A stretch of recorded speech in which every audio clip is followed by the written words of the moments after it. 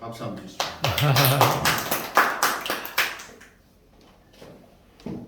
그 이쪽 줄은 안 가시는데 이쪽 줄은 가시고 안 가는 분들은 제가 더 이분도 가시네. 안 가시는 분들은 더 제가 귀하게 생각했습니다. 당연히 이거 듣고 가면 돼. 아빠를 어떻게 사? 뭐 가는 사람들이야 뭐. 편가를 얘기하시는 건 아니죠? 뭐 그거 찍고 있는 거예요? 오늘 모르는 사람들 볼 거예요. 여기 보면 그리고 이게 니혼 그리스도교 렉시라고 해요. 일본 기독교 역사예요. 근데 한국 기독교는 얼마나 되었죠? 그냥 몰라서 지금 100년 좀 넘었어. 100한 20년 30년? 130년. 정도 된 것 같아요.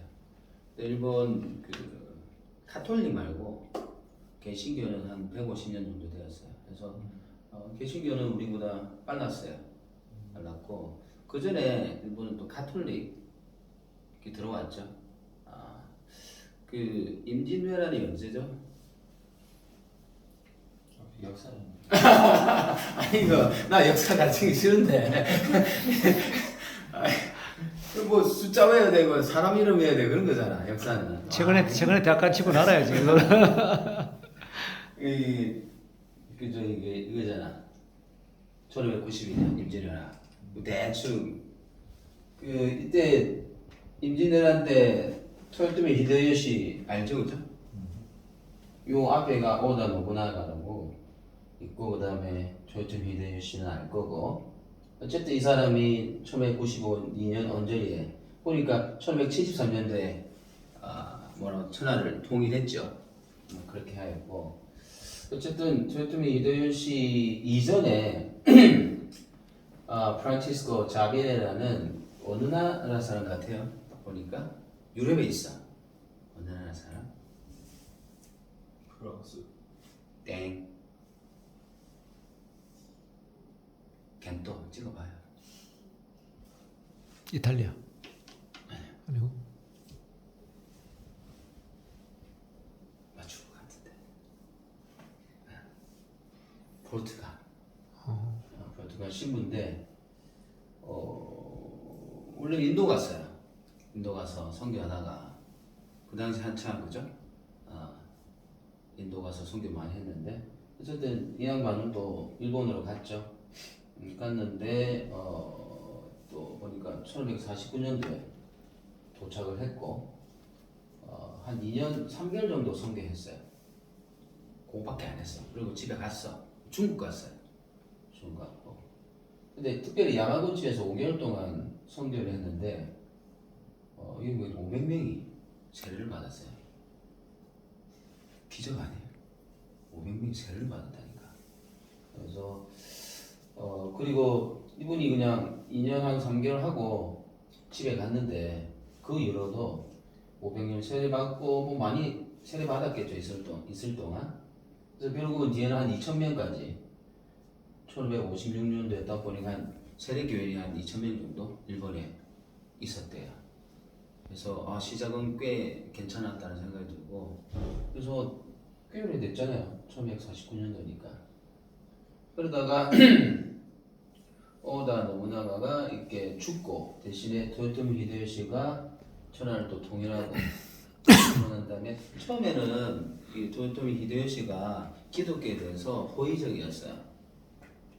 별로 이렇게 핍박하거나 박해하거나 그런 정책을 펴진 않았는데 왜냐하면 얘가 천하를 통일할 때 그 당시에 크리스찬 다이묘라고 영주 있잖아요. 영주 어떤 지역에 뭐라고 해야 되나 호족 지방 호족이나 그렇게 해야 되나 그 사람들이 천하 통일하는데 도움이 많이 줬어요.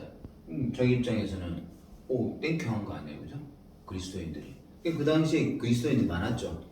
호족들 중에서도 영주들 중에서도 그리스도인들이 많았고 그래서 천하를 통일하는데 도움을 줬기 때문에 고마워서 특별히 그 기독교에 대해서 반감이나 그런 게 없었는데 근데 그러다 보니까 일본은 주로 이렇게 뭐라고 해야 돼 민속 토속 종교도 있고 그 다음에 신도도 있고, 그 다음에 불교도 있거든요.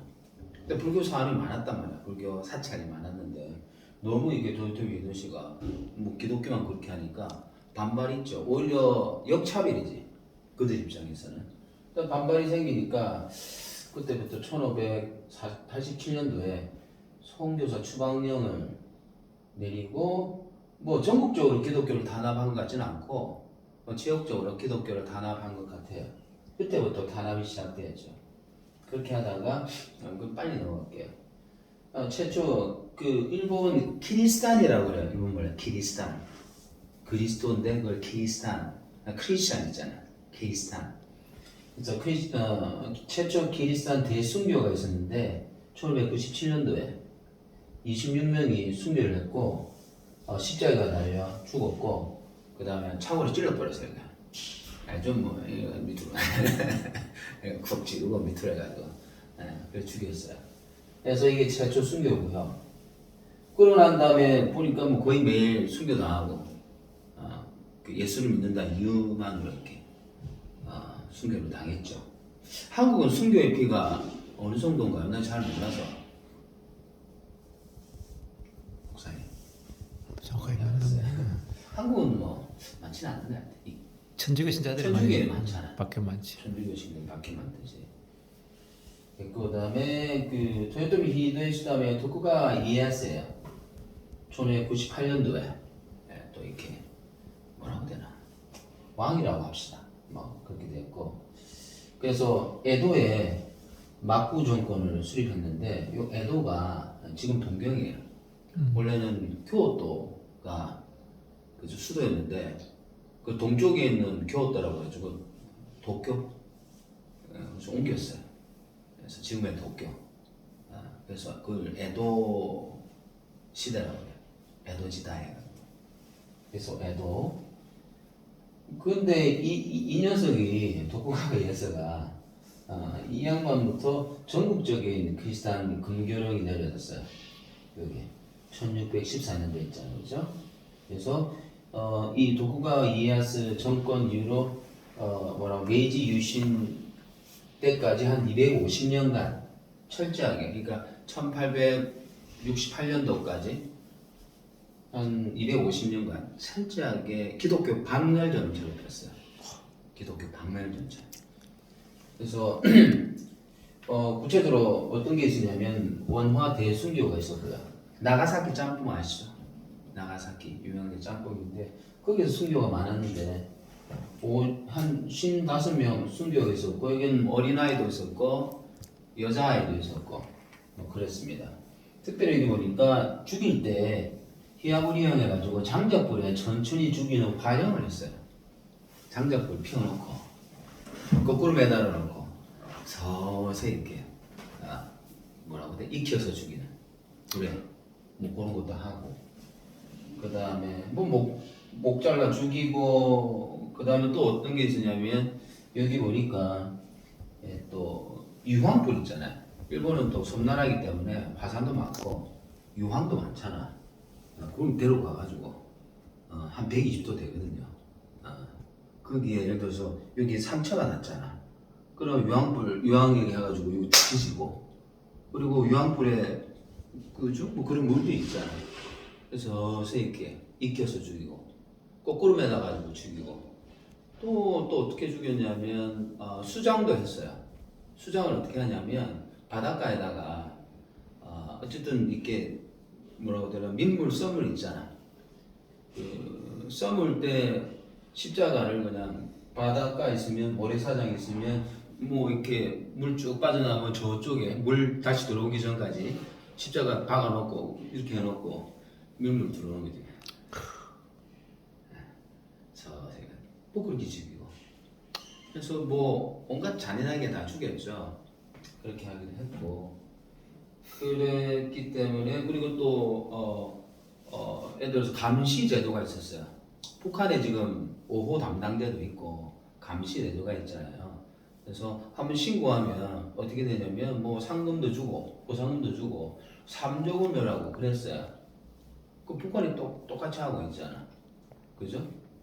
그래서 그렇기 때문에 지금도 일본 사람들이 신고를 잘해요. 지금도. 조그만 동네에서 수상한 사람 조금만 나타나도 바로 신고해요. 그리고 옆집에 시끄럽게 떠들면 신고하고. 그 신고를 언제부터 했냐면 이때부터 했어요. 해가지고. 그래서 지 죽은 듯이 다 사는 거야, 일본은. 그러니까 일본 사람은 조용해요. 왜 이때? 한 250년간. 뭐 이렇게 핍박하니까. 그게 이렇게 몸속에 배어있어. 조용히 지 죽은 듯이 살고, 신고하고. 그런 게 있죠. 그리고 후미에라고, 후무가 이렇게 밝다해요. 애는 그림인데, 이 바른 그림이야.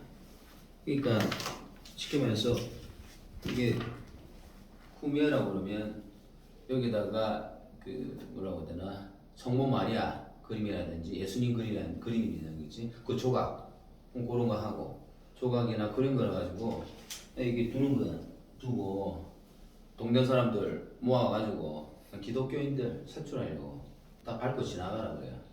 밟고 지나가는데 진짜 기독교인이라면 못 밟잖아. 밟는다 하더라도 순간 움찔하기도 하고, 그죠? 그걸 다 지켜보는 거지. 그걸 지켜보고 못 밟거나 안 밟거나 밟는데 좀 이상한 뭐 이렇게 멈칫거리거나 그런 데다 다 색출해가지고 죽였지.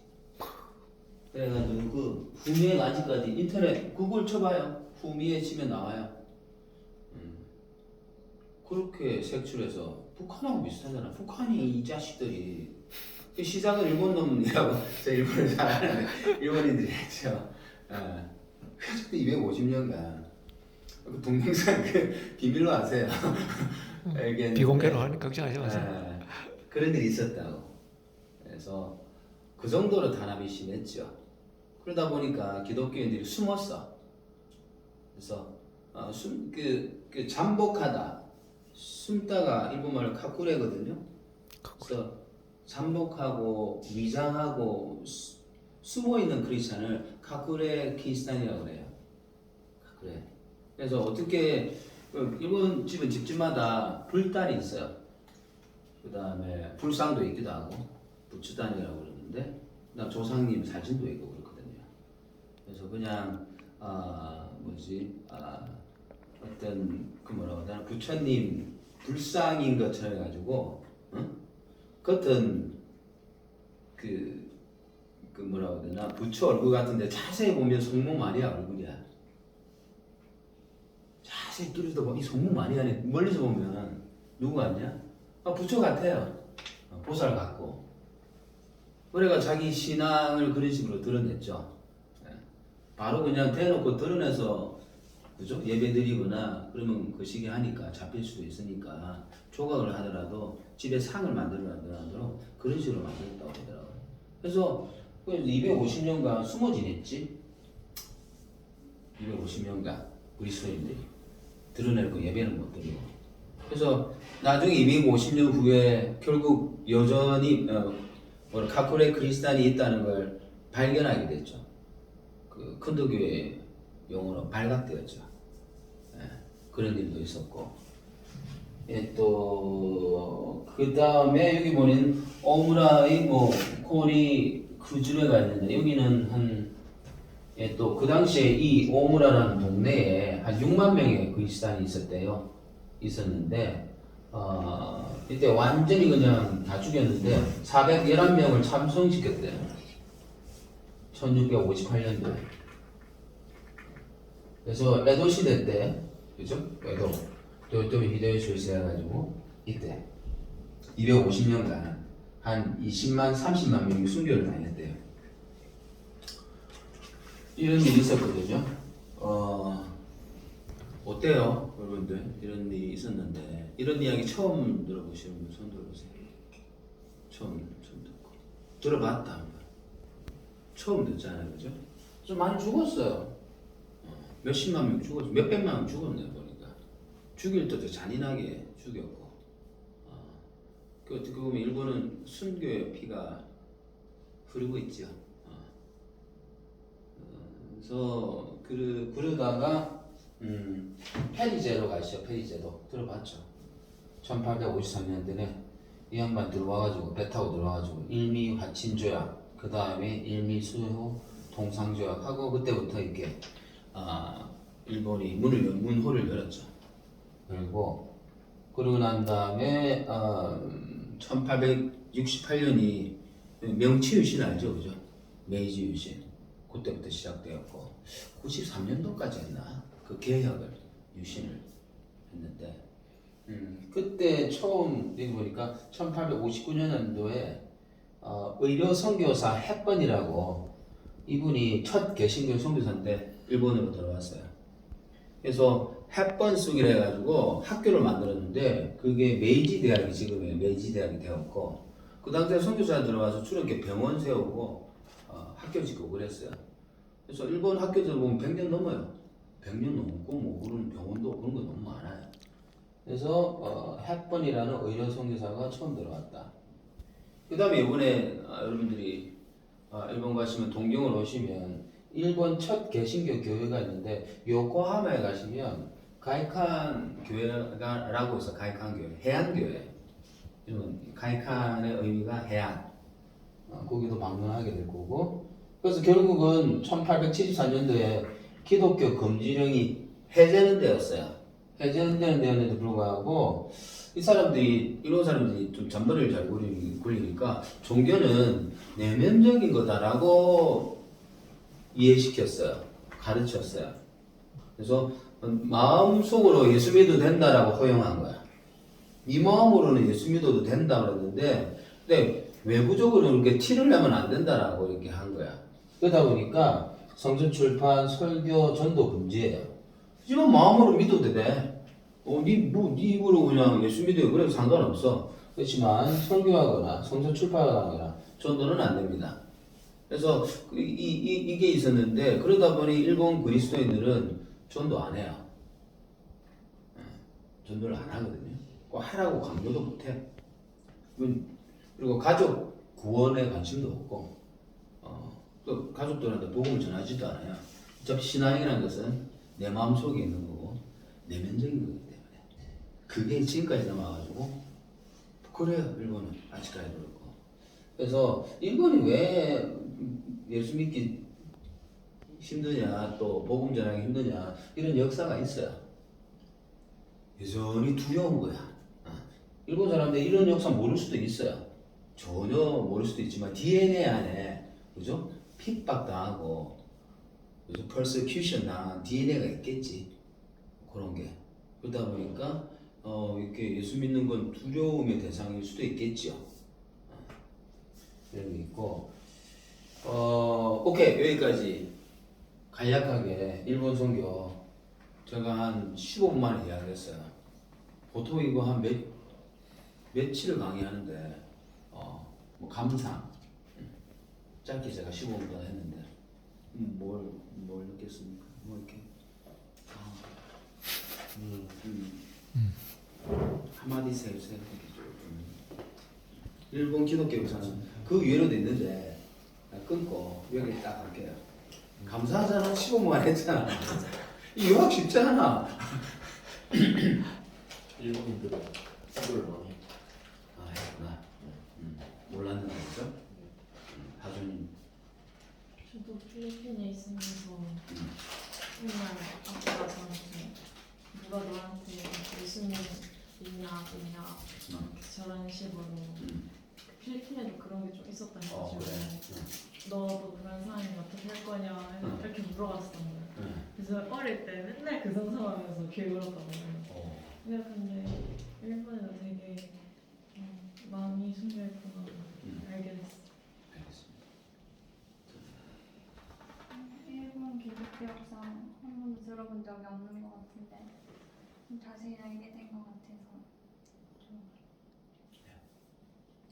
저는 원래 그냥 일본인들이 좀 소극적이어서 약간 기독교에 대해서 잘 표시를 안 하는 줄 알았는데 그냥 핍박의 역사가 있어서 그런 거라는 처음 알게 됐어요.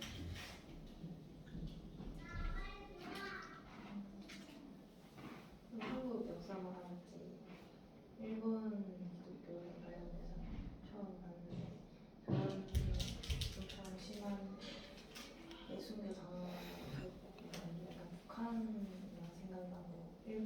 잘했을 거라는 전혀 드는데 처음 알게 됐어요.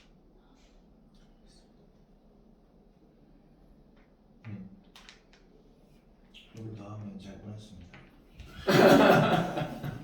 이거 농담이고 저렇게 잔인하게 쪼였어야 됐을까 이런 부분이 좀 인상이 깊었고 지금도 저렇게 뭐 이렇게 주변에 잔인하게 죽이고 그렇게 위협을 하면은 과연 이렇게 신앙을 지킬 수 있을까 그런 생각을 좀 했어요. 이제는 좀 이수정 그 성경 번역가인데요. 이분에 대해서 구글이나 그다음에 유튜브에 들어가면 이렇게 동영상이 몇 개 떠 있더라고요. 그래서 이수정 저는 어떤 생각이냐면 우리가 그 누구나 우리 처음부터 예수 믿지는 않잖아요. 누가 전했기 때문에 내가 예수 믿게 되잖아요. 누군가가 전했기 때문에. 나 뭐 바로 계시 받아가지고 뭐 누가 전하지도 않는데 내가 예수 믿게 되었어. 뭐 있을 수도 있겠지. 특별한 거야. 대부분 누가 전해줘야지 예수를 믿게 돼요. 그럼 제가 이렇게 그 일본 기독교 쭉쭉 이렇게 공부하다가 한국 기독교랑 맞닿는 점을 발견했어요. 일본 기독교가 이렇게 있는데 한국교랑 이렇게 맞닿더라고. 딱 부딪히더라고. 만난 부분이 있어. 일본 기독교랑 한국 기독교가. 뭐라고 접합점이라고 하나? 뭐라고 해야 되나? 만나는 점. 만나는 점에 이게 이수정 씨가 있었어요. 나 잘 몰랐어. 솔직히 뭐 잘 몰랐고. 그럼 보통 우리가 어떤 생각하냐면 우리가 복음의 빚을 졌는데 어느 나라에 복음의 빚을 졌다고 생각해요? 보통은 미국 그죠? 미국 선교사 누구? 언더우드. 언더우드 또 아펜젤러. 두 사람 왔잖아. 아펜젤러. 아펜젤러 그죠? 언더우드 아펜젤러 한 사람은 키가 컸고 한 사람은 키가 작았대요. 뭐 누가 키 큰지 잘 모르겠어. 그래서 언더우드 아펜젤러야. 그 양반이 들어와가지고 병원도 짓고 뭐 이렇게 그죠? 또 학교도 하고 뭐 교회도 했지. 그래서 우리나라 이렇게 됐다. 미국 너무 감사해 라고 생각하는데 착하게 말하면 우리나라는 일본 기독교의 복음의 빚을 진 나라야. 처음 졌잖아. 우리가 뭐 일본 사람한테 빚을 졌어? 우리가 오히려 일본에 가서 복음을 전했지. 일본이 우리한테 뭐 일본 교회가 왜 우리나라에 복음을 전했단 말이야? 뭐 그렇게 생각할 수 있잖아요. 그래서 공부를 해보니 일본이 우리나라한테 복음을 먼저 전했구나 라는 것을 알게 되었죠. 내가 왜 이런 이야기를 하냐면 이수정 씨라고 있는데 성경 번역가인데 전라도 사람이야. 그러니까 우리 전라도 사람은 고맙게 생각해야 돼. 솔직히 내가 정치적인 말은 아니에요. 이건 전라도 사람이야. 곡성 출신인데 이모군란 아시죠? 1880년 이모년에 군대에서 이렇게 많이 생겼어. 옛날 군대란 신식 군대란 특별히 옛날 군대 그죠? 뭐 월급도 안 주고 그러니까 열받아가지고 신식 군대랑 차별해가지고 반기를 들었죠. 그렇게 됐는데 그때 민비가 위험하니까 누구야 이수정이가 지게인지 뭔지 간에 집어넣어가지고 빠져나와 살려줬어. 원래 이수정 씨는 그 귀족 출신이에요. 왕족 뭐 그런가 봐. 그러다 보니까 고위 관리였고, 근데 이모군란 때 민비를 또 구해줬어. 그러다 보니까 그 무슨 무슨 황제죠, 맞죠? 고종 황제가 너무 땡큐했지. 너무 땡큐하니까 야 너 뭐 원하는 게 뭐야? 뭐 그렇게 된 거야. 내가 들어줄게. 그랬는데 이수정 씨가 나 유학 가고 싶습니다. 뭐지? 캐나다 가고 싶습니다. 그런 거야. 나 미국 그 당시에는 그죠? 일본이 한국보다 더 개화되었고 잘 사는 나라이기 때문에 중국도 마찬가지지만 그래서 나 일본 가가지고 공부도 하고 싶고 그 당시에 농업 그다음 우편 제도라든지 그죠? 법률이라든지 그런 게 아주 발달되어 있었어. 그래서 왜 이수정이가 그런 생각을 하게 됐냐면 여기 보니까 안종수라는 사람이 있었는데 친구야. 이수정이랑 친구인데 이 양반이 신사유람단을 통해서 일본 갔는데 가보니 일본이 너무 장난이 아닌 거야. 농업도 발달되어 있고 우편 우체국도 잘 돼 있고 법률도 개정돼 있고 제정돼 있고 뭐 그런 거. 그래서 그렇기 때문에 이수정이 안수정 이야기 듣고 나도 유학 가고 싶다. 왜냐면 이 사람이 학자였기 때문에 똑똑했어. 아주 똑똑했고 기족이었고. 그래서 기족의 피가 흐르면 솔직히 약간 기풍이 있어요. 기품도 있고 사람이 좀 달라. 나 기족 인내가 아니라 좀 다르긴 한 것 같아. 그래서 옛날 사진 보니까 아주 당당하더라고. 다 이렇게 자세도 바르고 그런 사람이었는데, 그래서 이 수정이가 고종 황제에게 나 이번 보내주세요 해가지고 결국 보내줬어요. 대신에 그 국가가 너를 보내줄 테니 네가 그러면 부담스럽잖아, 그죠? 국가가 보내줬으면 그죠? 뭐 일을 많이 해야 되잖아. 결과물도 갖다 줘야 되고 그런 식으로 말고 난 좀 개인적으로 가고 싶어서 일본에 대해서 마음껏 연구하고 싶다. 특별히 농업 이렇게 했어요. 그래 갔지. 근데 그 당시에 일본 농업 대가가 있었는데 츠다센이라고 있어요. 츠다센이라는 농업 대가가 있었는데 이 사람이 또 그 당시에 기독교 리더 중에 제일 뭐 잘난 사람이었어요. 그 당시에. 그래서 일본 농업의 대가였는데 불구하고 또 이렇게 예수를 믿었어. 그러다 보니까 그 뭐라고 해야 되나 리더급이지. 일본 기독교의 리더 넘버원이었어요. 그래서 일본 가면 츠다센을 만나야 됐다 싶어가지고 만났어. 이수정이가 츠다센을 만났는데, 그래서 만나가지고 이런저런, 왜냐면 이수정은 한학자였고 또 한문을 잘 아니까 그 물건 사람도 한자 쓰니까 일본말 잘 못하더라도 한자로 대화할 수 있잖아. 그럴 수 있고 뭐 여러 가지 대화를 했겠죠. 근데 츠다센 집에 가니까 뭐가 있으면 족자가 있었는데 어떤 종이냐면 마태복음 5장에 산상수훈 있잖아요. 심령이 가난한 자는 복이 있나니 천국이 저의 것이며 그 있잖아요. Blessed are those who are poor in spirit 그 있잖아. For there is the kingdom of heaven. 심령이 가난한 자는 거기서 심령이라는 것은 영적으로 갈급한 자 그 말이야. 영적인 세계에 대해서 갈급한 자는 하나님에 대해서 말씀에 대해서 영적인 세계에 대해서 갈급한 자는 복이 있나니 천국이 저희 것입니다. 그래서 거듭나야지 영적인 세계에 대해서 갈급하게 돼. 성령으로 거듭나지 않으면 갈급하지 않아. 갈급하면 만족이 되는 거죠, 그렇죠? 하나님께서 만족시켜 주시고. 그래서 영안이 열리지 않으면, 하늘문이 열리지 않으면, 뭐 이렇게 그냥 그 뭐라고 해야 되나 경제적으로 가난한 그런 느낌의 표현은 안 해요. 내가 볼 때 영어로 그래야 돼. The poor in spirit 됐어. The poor 가난한 자들 in spirit 영적으로 그 말이야. 한국말로는 약간 좀 다르게 해석이 되었던데 어쨌든 그 족자가 있었는데 한문으로 궁금하니까 물어봤겠지. 츠다센한테 좀 뭔 말입니까? 물어보니까 설명해 줬어요. 그래서 츠다센이 뭐라고 했냐면 당신이 농업 배우러 온 거는 알겠는데 그것도 가르쳐 주겠지만 그보다 더 중요한 게 있다. 그게 뭡니까? 기독교다. 기독교. 그런 이야기를 했고, 그래서 공자가 그죠? 작은 방 안에 호롱불을 같이 해가지고 공자가 비추는 빛은 작은 방 안에 호롱불 정도지만 예수가 비추는 빛은 전 세계를 비춘다 그런 이야기를 했어요. 그러니까 놀란 거지. 저기는 한학자이기 때문에 평생 그죠? 공자왈 맹자왈 그러고 살았는데 기껏해야 그거는 그냥 뭐 호롱불인데 이거는 뭐 전 세계를 비추는 빛이라고 그러니까 놀래 자빠져요. 그래서 그 츠다센이 성경책을 줬어요. 신약성서 읽어보라고 준 거야. 뭐 읽었겠지. 너무 감명을 받아가지고 결국은 크리스마스 예배도 참석하고 그 다음에 여기 보니까 야스가와 목사로부터 세례를 받게 됐어요. 그래서 이 사람이 한국 최초 개신교 세례 교인이에요. 이수정이 최초. 누구한테 세례를 받았어요? 야스가와 목사. 누구한테 복음을 전해드렸죠? 츠다센.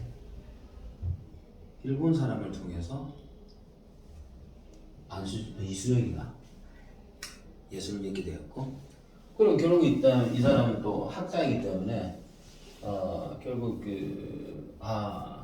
뭐라고 해야 되나 복음을 전해야겠다. 자기 스스로도 깨달았죠.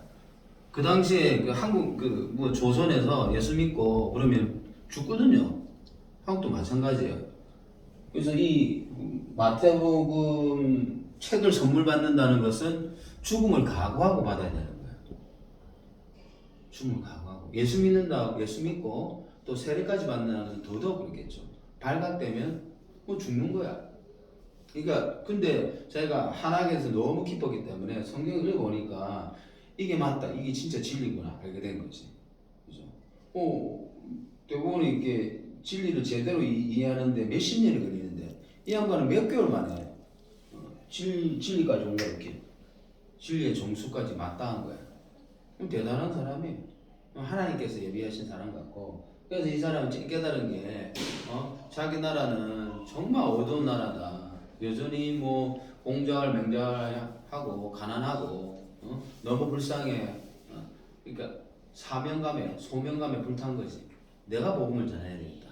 그럼 어떻게 하면 복음을 전할 수 있을까 생각하니까 번역을 해야 되겠다. 번역. 그래서 결국은 성경책을 번역했어요. 마태, 마가, 누가, 요한, 사도행전까지 번역했고요. 특별히 보니까 그런 게 뭐라고 해야 되나 한자에 토 단거, 한자 성경에 토를 단거 그거 하다가 그런 것도 하고 그냥 100% 한국말 있잖아. 100% 한국어. 그래서 마가복음을 1885년도에 결국 다 번역하게 되었어.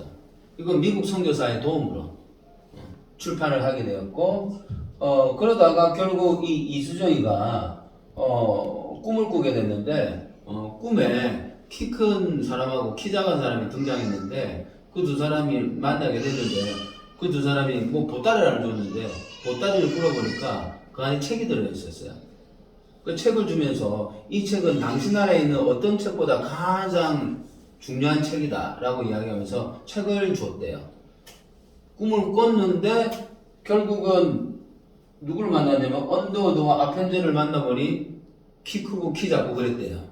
그리고 이 두 양반이 책을 들고 왔고 자기한테 성경책을 줬고, 그래서 결국은 마가복음을 번역하게 됐어요. 한국말로.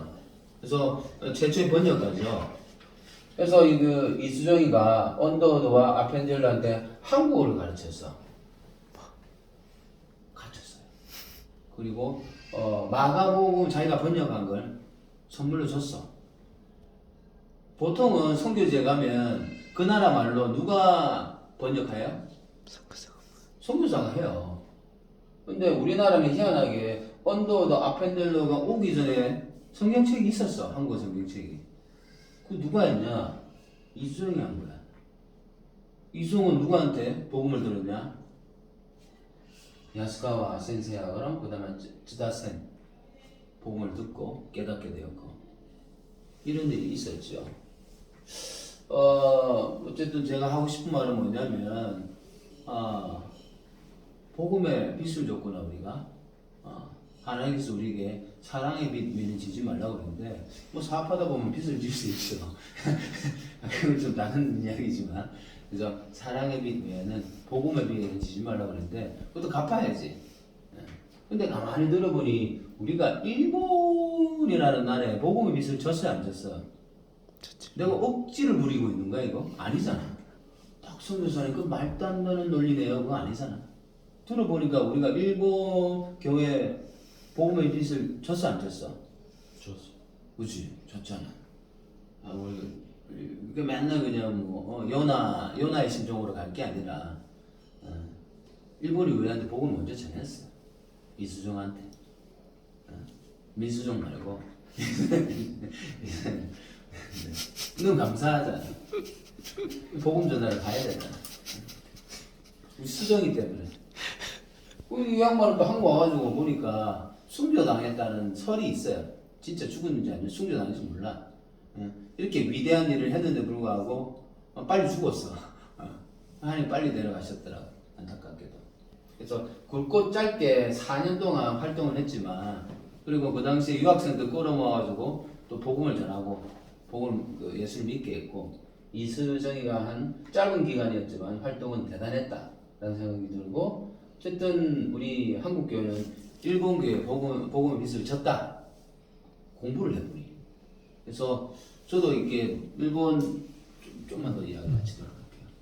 일본 교회에 한 10년 있었죠. 10년 동안 선교하고 설교도 하고 성경도 가르쳐 보니까 일본 사람은 일본어 성경을 너무 어렵게 생각해요. 그래서 안 읽어요. 그래서 같이 성경 공부하자고 했는데 성도 중에 한 명이 나한테 센세이 읽어봐도 이해가 안 되니까 도대체 이거 누가 썼습니까? 이렇게 이야기해. 성경책을 누가 썼냐? 하나님이 썼다고 했지. 근데 왜 하나님은 성경책을 이렇게 어렵게 썼습니까? 나한테 그랬어요. 나는 읽어봐도 이해를 못하니까 박 센세이나 읽으세요. 나한테 그랬어요. 니나 읽으세요. 그랬어요. 그래서 뭐 화가 나기도 하고 뭐 이런 놈들이나 있나 싶기도 하고. 근데 내 마음에 일본어 성경이 너무 어렵다는 이야기는 다들 해요. 읽어봐도 이해가 안 돼. 뭐 그래요. 근데 성경 번역 때문에 선교가 안 된다. 그런 이야기도 있어요. 실제로. 그래서 내 마음에 그럼 내가 성경을 좀 쉽게 써야 되겠다. 소설처럼 이렇게 동화처럼 써야 되겠다. 마태복음 1장부터 쭉 해가지고 그래서 썼죠. 그래가지고 썼지. 쭉 쓴 거예요. 이거 그냥 동화책 같기도 하고 소설 어른용이에요. 근데 약간 소설 같고 동화책 같고 이것도 이제 일본어로 번역했어요. 번역했고 그래서 일본인 교회에 가져가서 보여주니까 대박 났어요. 소위. 그래서 그 교회에서 성경 공부를 시작하게 됐죠. 일단 60권 산대요. 한 60명 되니까 60권 달라고 그래가지고 책도 60권 팔고 그 다음에 한 달에 한 번씩 이 책을 가지고 성경 공부를 하기로 했어요. 일본인 교회는 성경 공부 거의 없어요. 기도회도 없고 성경 공부도 없고 교제도 없고 예배 달랑 하나 했어요. 그게 난데 그래가 안 되겠다. 성경 공부 붐을 일으켜야 되겠다. 그러기 위해서는 성경을 좀 다시 써야 되겠다 생각했지. 그래서 처음에는 그들이 우리 이수정을 통해서 그죠? 일본 교회가 우리 한국에서 특별한 일을 했지만 이제는 우리 차례다. 우리가 일본에 가서 복음의 빚을 갚아야 되겠다. 그런 생각이 들었습니다. 오늘 뭐 이렇게 이수정까지 이야기를 했는데 마지막으로 이수정 이야기를 들으셨는데 어떤 뭐 감동이나 생각이나 있으시면 한마디씩 하고 마치도록 하겠습니다. 이수정 이야기 들으니까 어떤 생각이 들었어요? 처음 듣는 이야기.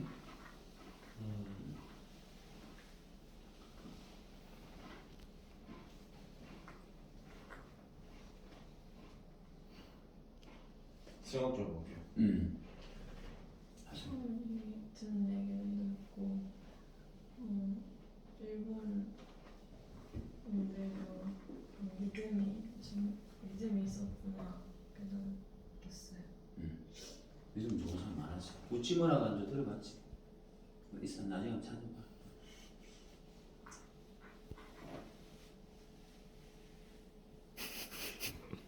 이수정 여자 같은데.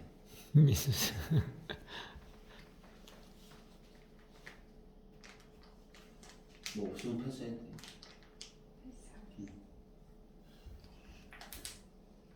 저도 처음 들어보는 얘기고 또뭐 일본인 목사님이랑 저 최다센 저 사람을 통해서 알게 됐다고 하니까 진짜 우리가 일본에 빚을 진 것 같다는 생각이 지금 뭐 우리 한국어 성경 그 기초는 다 이수정이 쓴 그 성경책을 기출해서 번역하고 그렇게 만든 거예요. 그래서 우리 당연히 우리가 엄청 몰랐는데도 모르는 순간에도 이렇게 누군가를 통해서 전하는 자가 있고 또 받는 자가 있고 이렇게 역사하시는구나 생각했습니다.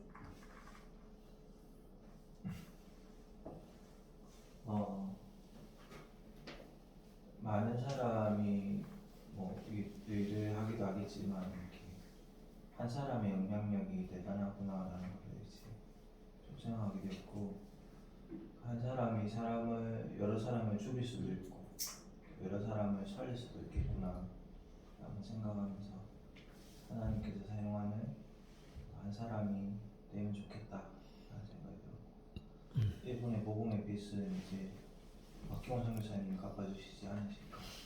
알겠습니다. 내가 1조 빚졌어요. 1조 빚졌는데 그거 다 갚아야 돼. 자, 우리 목사님 기도하고 마치도록 하겠습니다. 예석이 할 말 없어? 저요? 아, 맞다. 저는 일본 이분들한테는 빚을 좀 줬지만 저분한테는 빚을 좀 못 갚는 이수 언더더 편젤러를 가르쳤습니다. 우리 병천 목사님.